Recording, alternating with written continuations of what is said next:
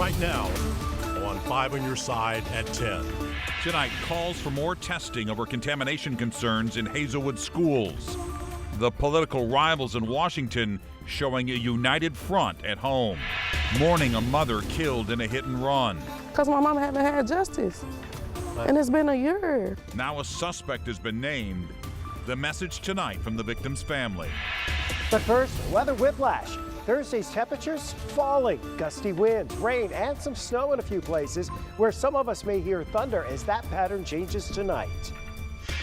Right now, temperatures are in the 50s in St. Charles, but in just a few hours, the rain will start falling across the St. Louis region, and so will the temperatures. Good evening, I'm Mike Bush, and Allred has the night off. Some of that rain could turn to snow as you head to work or school tomorrow. Let's get straight over to Weather First Chief Meteorologist Scott Connell, who's tracking the timing of that switchover. The timing of that switchover and the potential that we're going to be awakened by some rumbles of thunder here a little later on tonight. Severe weather looks like it would stay well to our south at this point. So as we check out what's going on across the region at this point, we're looking down into Arnold, and we are finding the roads there are dry. Roads are dry around the area. There's no rain close to us just yet, but we're watching the thunderstorms develop. They've been blossoming this evening across parts of Oklahoma into Arkansas, and this is where the greatest threat of severe weather will be, right along the Missouri-Arkansas border. Now, as we go through the night, watch this area of showers and thunderstorms spread towards 1:30 or so, down towards Farmington, maybe Potosi, Fredericktown. Might have some small hail in there. The greater threat for severe weather looks to be south of us, but nonetheless, there will be some intense rain and there'll be some thunder. Then as we go into tomorrow morning, that band of rain and snow settles into the bi-state area. Yes, it'll be some wet snow. Temperatures still above freezing. Not anticipating big travel problems other than the roads being wet at this point as we work through tomorrow. And the timing may be towards the end of the morning rush hour. That's why we're not in a weather alert at this point. We're not thinking the biggest impacts will happen until perhaps after the morning rush hour. But you may be awakened overnight by thunder. And Mike, that thunder could be rather loud and rumble a little longer than normal, or at least what we're used to, because the air near the ground's colder than the air upstairs, producing those showers and storms. And Scott, a reminder that everybody can get the latest Weather First forecast anytime. Just text the word weather to 314-425-5355. Breaking news tonight out of Washington, Missouri. A woman is dead. A man is injured after a shooting. It happened in the parking lot of the Best Western Hotel on East 5th Street. Police have not released any more details. We're working on getting more information. Police do say there are no suspects at large and there's no danger to the community. Tonight, an unlikely pair is working together as Hazelwood schools continue to deal with contamination concerns at Jana Elementary. Senator Josh Hawley and Congresswoman Cori Bush sent a joint letter to the U.S. Army Corps of Engineers asking them to test all district properties for radioactive waste. Laura Barczewski joined us now, and Laura reports these pleas to test all the schools in the district actually started last year. They did, Mike. Before any work can be done, the Army Corps of Engineers says they have to look into whether they have the authority to do more testing. In a letter, Senator Josh Hawley and Congresswoman Cori Bush asked the U.S. Army Corps of Engineers to make testing all Hazelwood School District properties for radioactive waste a top priority. Bush said in a statement, quote, "Logically, we cannot assume that the only evidence of radioactive waste is limited to the grounds of Jana Elementary School. The health and safety of our children, teachers, and community members isn't a partisan issue. That is what comes first." I think this letter really goes straight to the heart of the Department of Energy and what they did here back in the 40s and 50s with the Manhattan Project. I think for the first time we're seeing a huge mountain begin to crumble in the very beginning of this agency being forced to come back and correct this enormous wrong. The legislators also asked for the school district to get a refund for testing it had to do independently at Jana Elementary School. Kristen Camuso with the Missouri Coalition for the Environment said they understand this undertaking will need more resources and, quote, "We're happy to see that Congresswoman Bush has already put out the request for more funding." Hawley said in a statement on Twitter, quote, "I'm calling on Joe Biden to declare a federal emergency." Just Mom's STL advocate Dawn Chapman says this cleanup and testing is long overdue. Because if it doesn't happen, I mean, what's in store for these kids. That's right. You know, if they don't, then you have legacies of cancer, you know, and I think that many of us are already seeing that, and we can't do anything about the past exposure, but we certainly can do, and we should do everything we can to prevent right now from being exposed. We can stop it. The Army Corps of Engineers tells me they hope to meet with the district and legislative staff this week to find a way forward, and will continue remediation efforts in Coldwater Creek. Mike. Laura, thanks. Tonight, a Maryland Heights man is in police custody, charged in a gruesome murder from nearly 20 years ago. Investigators say Mike Clardy admitted to killing Deanna Howland at his home on Dixie Drive in St. Anne in 2004 and dismembering her body. Her torso was found at a rest area in Wright City. According to court documents, he also dumped body parts along McKelvey Hill Drive and Dorset Road in Maryland Heights. Holland was not identified until 12 years after her murder. Investigators say DNA evidence from a knife found in a sewer near her body led them to Clardy. He's charged with second-degree murder and abandoning a corpse. Police will release more information at a news conference tomorrow afternoon. Tonight, a Fenton man awaits sentencing for a drunk driving crash that killed a mother, father, and a newborn baby. Today, a jury found David Thurby guilty of 3 counts of involuntary manslaughter. Cordell Williams, Lacey Newton, and their 4-month-old son were killed in the April 2021 crash on Highway 30 in Burns Mill. The couple left behind 2 young boys. Thurby faces up to 12 years in prison and is sentencing in March. Tonight, St. Louis police have identified a suspect in a hit-and-run crash that killed a Florissant woman nearly a year ago. And that's giving the victim's loved ones renewed hope. Our Robert Townsend talked with the family, and he joins us now live from police headquarters downtown. Robert. Mike, 1 year ago tomorrow, Shantae Heron was killed in the hit-and-run crash. Her family says that new development in the case is giving them hope, and it couldn't have come at a better time. The past year has been a heart-wrenching one for the family of Shantae Heron. I'm just starting to grieve, and it's very hard. This is my mama last year, guys. Now she look beautiful. Tears poured from Tiara Heron's eyes when she proudly showed us her sweatshirt covered with an array of pictures of her mom. Not talk about my mama and not cry, because there's somebody I be with every day.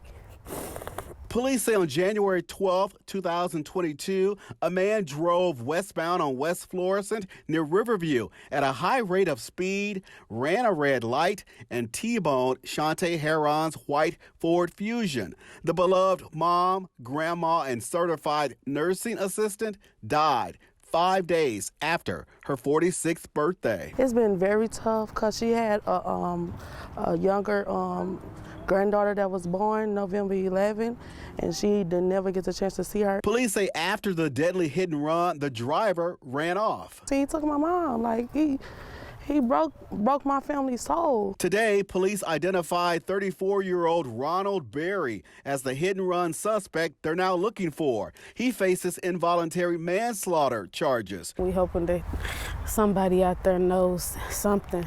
Seen him, heard of him, know of his whereabouts. We need justice. Please turn yourself in. Police want anyone with any information about this case to call Crime Stoppers at 866-371-TIPS. Heron's family is also now offering a $5,000 reward. Live downtown, Robert Townsend, 5 on your side. Growing controversy tonight surrounding Illinois' new assault weapons ban. The new law faces potential lawsuits just 24 hours after Governor J.B. Pritzker signed the bill. Law enforcement officials in several counties have said they won't enforce the law because it violates the Second Amendment. That includes the sheriffs in Greene and Macoupin counties. Governor Pritzker's office says law enforcement is not permitted to pick and choose which laws they enforce. New tonight, an historic St. Louis restaurant and music venue known for blues and jazz says it's pressing pause on operations. BB's Jazz, Blues, and Soups have been around since 1976, hosting music greats. But owners say it's time to rethink things. Brent Solomon is live downtown with what he's learning from management. Brent? Well, Mike, we were inside of BB's earlier today when folks were calling in, even showing up at the front door, asking if they're open.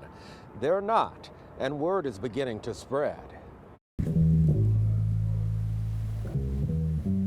It's not difficult to play the blues when you're actually feeling the blues.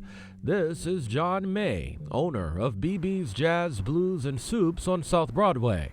When we met, he respectfully declined to be interviewed, but you can hear the passion for what he does through his music. He tells me it's time to press pause on business and rethink the future of the legendary music venue that most recently served customers 7 days a week, not only offering live music, but also food, complete with 2 bars. I spent the evening speaking with musicians who played at BB's. Oh, I'm sad. There's not a whole lot of places downtown in the city where you go and hear good bands from all over the city, from out of town. BB's always has they're handpicked, so just anybody can't get up there. But I know, no, change gonna come. Andrew Bethany has fond memories of the venue, known as a museum for local musicians. BB's is a staple. It's the Mecca, if you want to call it, the Mecca, the musicians' Mecca here in St. Louis. Owners tell me they hope this isn't a farewell, but simply a see you later. I hate to see that venue just go down and not come back. St. Louis love blues, St. Louis blues. You need to be able to lift up these type of art institutions, these legendary places that have, really had just so much history come out of them. You want to see them survive. You want to see them flourish, because when you support local artists, when you support local art institutions, you're supporting St. Louis.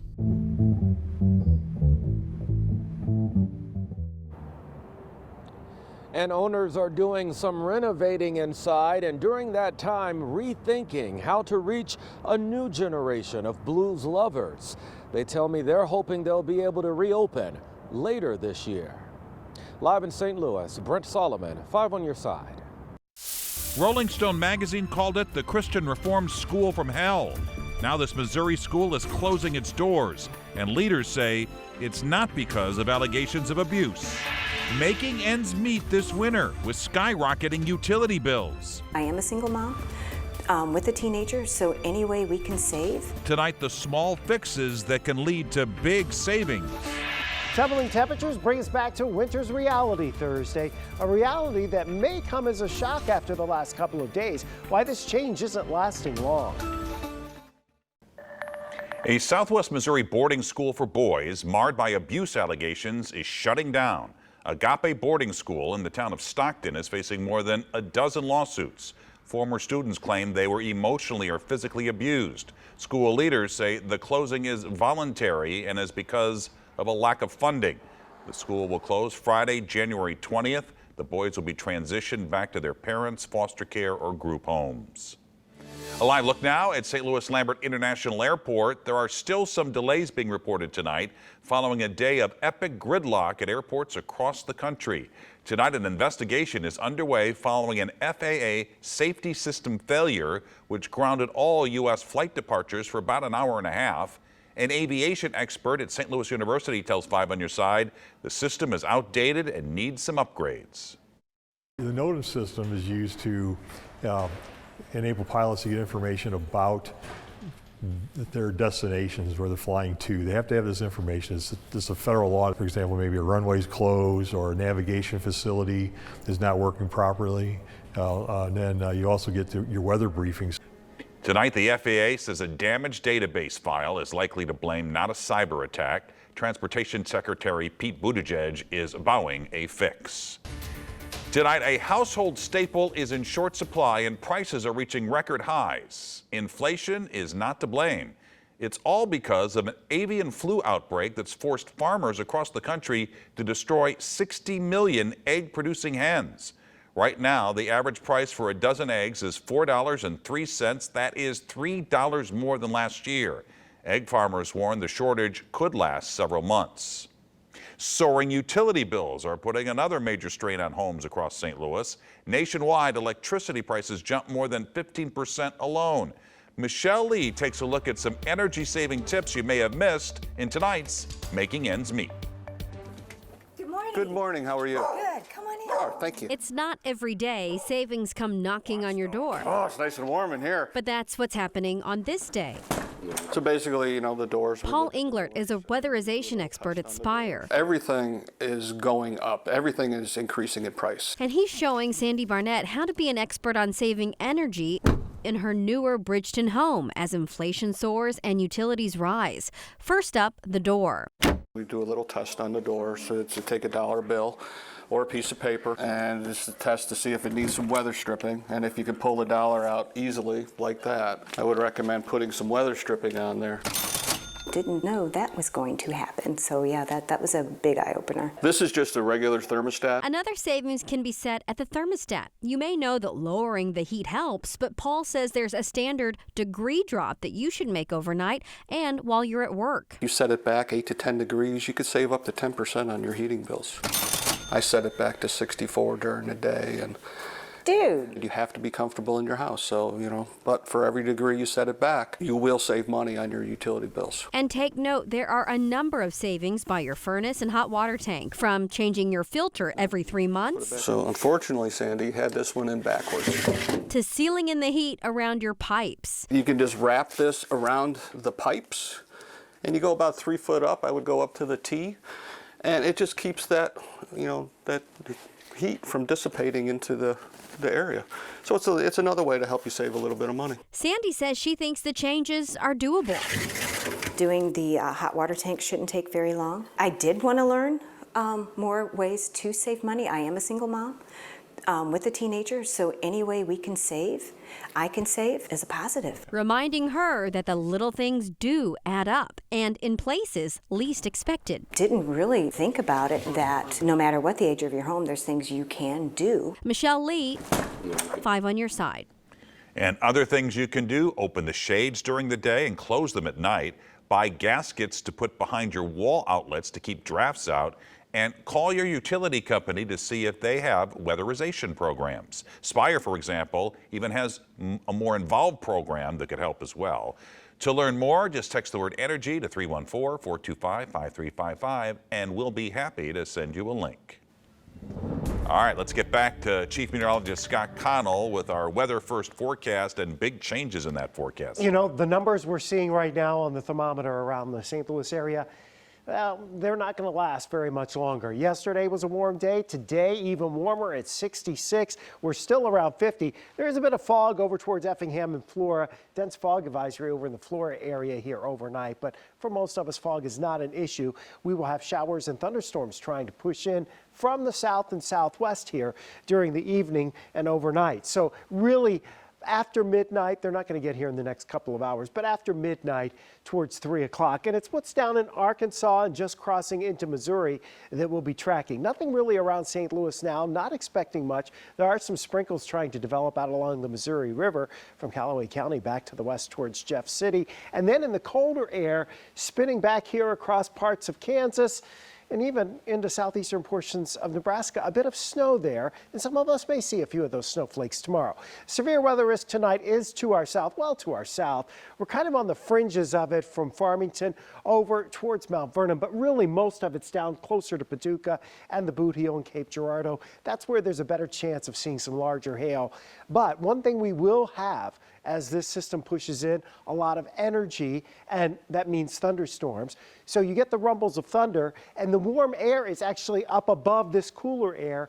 So don't be surprised. 3 o'clock in the morning, if you're hearing thunder southeast of St. Louis, and it's louder than what you normally would expect from a thunderstorm. It tends to get exacerbated by the inversion that's set up. Now, as we head towards 9 o'clock, we have a band of rain coming through, and then back to the west of St. Louis, we transition over to wet snow. Now, how much of this could accumulate? Probably not a whole lot, with temperatures staying above freezing and the fact that the ground has been warm from the last couple of days. It does push out pretty quickly tomorrow afternoon. We stay above freezing. Rainfall amounts, or melted snowfall, if you will, could top a ½ inch in spots, maybe even upwards of an inch southeast of St. Louis under some of those thunderstorms. But we're thinking you're going to have a hard time getting snow to stick because the ground's so warm and temperatures stay above freezing. Winds are gusty tomorrow afternoon, 30 to 35 miles per hour. That's as the colder air's coming in. And by the time we wake up Friday morning, our wind chills are back into the teens to around 20 degrees. We do have a chilly start to your upcoming weekend on the way. There could even be a few flurries lingering on Friday, especially east of the Mississippi River. So morning rain and maybe a little mix of wet snow in there. If there's accumulation, it would be mostly on the grassy areas, and it literally has to pour snow to accumulate given temperatures above freezing and the warm ground. But that could happen for an hour, hour and a half in a few places. And then after that, we're looking at dry weather this weekend. It does warm back into the 50s again by Sunday. Monday, MLK Day, temperatures close to 60 with some showers. All right, Scott, thanks. Frank is here with sports. Wait till you see what happened tonight with the Billikens. They finished the game without their coach on the floor, and the coach has some thoughts on those officials. You're going to love this. The Sports Desk is brought to you by Jim Butler Chevrolet, the Midwest's #1 Chevy dealer, 10 years running. If Dennis Gates and Mizzou could just hold serve at home, they would finish the regular season with 21 victories, and that would be more than enough to get to the NCAA tourney. But it would be nice to steal one on the road. They tried to do just that tonight at Texas A&M. Now, the Aggies couldn't miss early. Julius Marble with a ridiculous fadeaway. They led 42-23 at this point. But Mizzou has cool hand Luke on the sidelines. Gates does not get rattled. He gets even. Here come the Tigers to Moy Hodge across the timeline. That's a 3. The lead down to 4 just like that. Later, Nick Honor drains a 3. Mizzou back in it, down 53-49. Late, though, Texas A&M too much. They win it 82-64. Still like the Mizzou guts. So I'm not saying that SLU and George Mason was the game of the night in college basketball. But in terms of pure shooters at the coaching position, it doesn't get any better than Travis Ford versus Kim English. You don't want to play horse against either of them. Now, Travis is one of the nicer guys in college basketball. Tonight, some power-hungry, ridiculous official gave him 2 techs and kicked him out. That's okay because the Billikens staged a comeback for the ages. Down 62-54, TJ Hargrove drains a 3. The lead is 5. Gibson Jimerson will pop a 3. The lead is 2. And then, how about this one? Yori Collins, backdoor to Jimerson. We're tied at 62. Dying moments. Yori is going to be fouled. So he will make 1 free throw. SLU scores the final 10 points of the game. They win a hard stopper, 63-62. Hey, Travis, why did you get that second technical? You need to ask somebody else. Neither one of them, I don't think I deserved. I would tell you, I would be sitting here and I would tell you. You can ask anybody that's ever been around, I would tell you 100%. I deserved them. I did not. I did not. That will be addressed. What a game.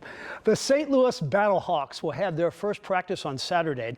The XFL is having all the teams practice in Arlington, Texas. It's a cost-cutting move, but probably a smart move as the league tries to restart. Now, one of the Battlehawks coaches is this man. You know him, Ricky Pohl. One of the greatest moments in St. Louis sports history. He made the catch in the NFC title game. I asked Ricky, how often is that catch brought up? 1,000 times. Where is that ball right now? Sitting in my house. Did somebody try to take it at all? Or no. What did you do after the game with the ball? The biggest thing, I have the Super Bowl ball. When Mike Jones made that tackle, that ball was rolling around in the end zone. I scooped it up. Smart guy. St. Louis City SC opened up training camp today ahead of their inaugural season in the MLS. On March 4th, they'll christen City Park with the home opener. Life can be tough as an expansion team in a new league, but since so many players have been in place for months, they're planning to be ahead of the curve. It's a jump start, right? It's a familiarity with the place, with the daily way you work and what you do. And some guys have been here for 6-7 months already, right? We've got 12 guys up from the next pro group. We had 7 Europeans here early on in the year. So it's so much easier to onboard now the rest of the group because it's common messaging. It's not just the coach now, it's the staff, now it's the players now driving this from within. What a spring we're going to have with the Battlehawks and St. Louis City SC. It's going to be fun. All right, Frank, thanks. Well, free drinks in Jeffco. The reason the sheriff picked up the tab. Day drinking with deputies. Today, volunteers came to the Jefferson County Sheriff's Office to enjoy some alcoholic drinks. The sheriff picking up the tab. The goal to get certification on field sobriety testing. It's the first time we ask the public for drinking subject. We use actual drinking subjects because it is the best training tool when it comes to this type of training. The sheriff's office also gave its test subjects a ride home. And there you have it. 5 on your side at 10. The Tonight Show starring Jimmy Fallon is next. Don't forget to start your day with Today in St. Louis. That begins at 4 a.m. Have a great tomorrow. We'll see you then.